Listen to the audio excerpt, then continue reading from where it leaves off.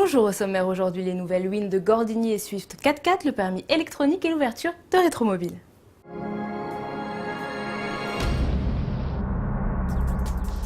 Renault étend sa gamme griffée avec l'apparition de la Wind de Gordini. La recette est la même que pour les Clio ou Twingo RS, la découvrable adopte le bleu mat Gordini, souligné par les deux bandes blanches qui courent sur toute la carrosserie.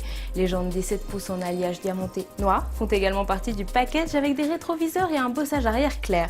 Petit détail, le logo Wind sur les montants arrière a été remplacé par la griffe Gordini. Dans l'habitacle, on retrouve la sellerie noire et bleue, le volant en cuir bleu à bande blanche et le levier de vitesse avec soufflet en cuir. Renault ne dévoile ni la motorisation ni le tarif, mais annonce que cette quatrième déclinaison Gordini chapeautera la gamme Wind. On peut donc attendre au minimum 133 chevaux sur le capot, la puissance la plus élevée sur la décapotable. Le tarif devrait lui aisément dépasser la barre des 20 000 €, réponse sur pièce au Salon de Genève dans un mois.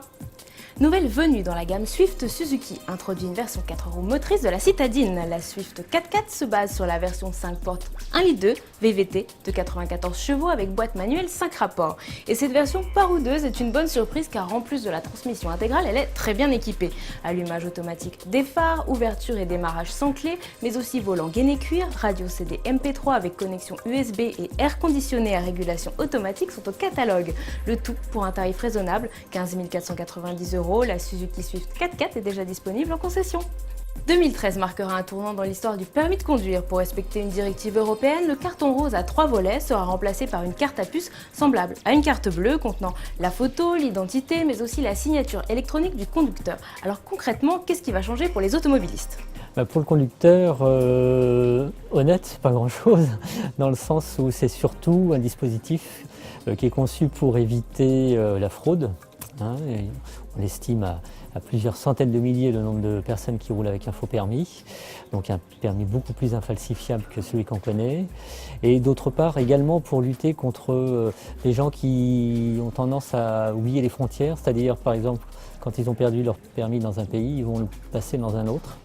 Donc l'idée c'est d'avoir une base commune partout en Europe et donc un fichier central qui permettra d'éviter ce genre de faits.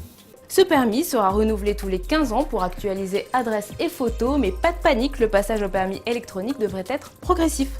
Allez, pour finir, voici les premières images de Rétromobile 2011. Le salon a ouvert ce matin, porte de Versailles à Paris. Au programme, entre autres, un rassemblement inédit de 15 modèles ayant couru sous la marque Gulf, la Rovgo Gulf Collection, une grande rétrospective pour fêter les 100 ans de la naissance de Juan Manuel Fangio, avec ses 4 plus mythiques monoplaces ou un stand dédié aux nouvelles anciennes et Youngtimers datant des années 70 à 90.